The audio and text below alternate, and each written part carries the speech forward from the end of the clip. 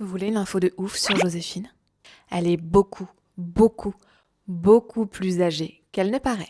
Comme vous le savez, Joséphine est une goutte d'eau. Une goutte d'eau, c'est composé de molécules d'eau, la fameuse H2O. 2 atomes d'hydrogène, un atome d'oxygène. 3 atomes. Voilà, ça c'est la chimie de base, on va pas aller plus loin, t'inquiète. On respire. Je suis pas venue ici pour souffrir, ok? Mais là où ça devient intéressant, c'est que Joséphine vient peut-être de se former dans un nuage. Ces molécules d'eau viennent peut-être tout juste de s'assembler. Par contre, les atomes qui la composent, eux, sont beaucoup plus anciens.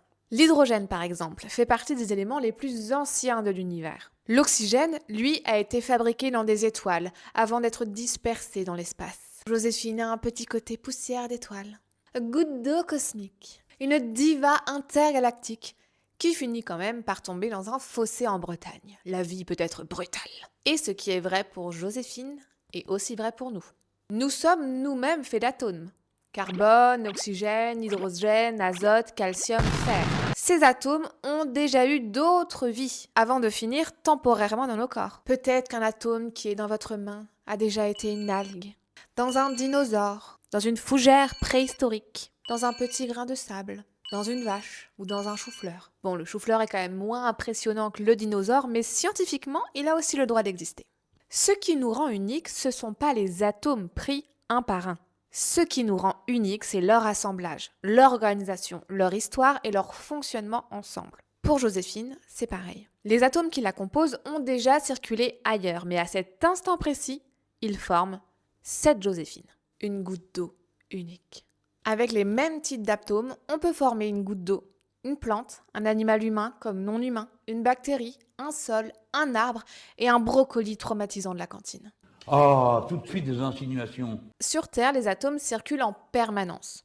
Ils changent de forme, changent d'assemblage, ils passent d'un réservoir à un autre. Atmosphère, océan, sol, roche, vivant. La Terre fonctionne presque comme un système fermé pour la matière.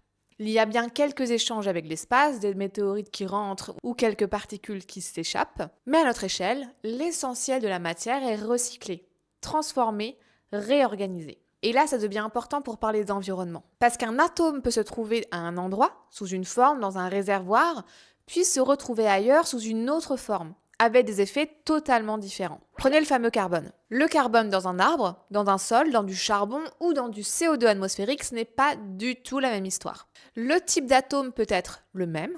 Son emplacement, sa forme chimique et son réservoir changent tout. C'est ce qu'on verra quand on parlera de gaz à effet de serre. Donc Joséphine est unique. Pas parce que ces atomes sont uniques, parce que leur rassemblage, leur histoire et leur trajectoire forment cette goutte d'eau à ce moment-là, cette Joséphine. Et comprendre ça, c'est une base. L'eau circule, le carbone circule, la matière circule, et selon l'endroit où elle se trouve, elle peut soutenir le vivant ou participer à déséquilibrer tout le système. Dans la prochaine vidéo, on suivra Joséphine après son arrivée en Bretagne, et si tu veux aller plus loin, j'explique tout ça en conférence et via des ateliers en Bretagne.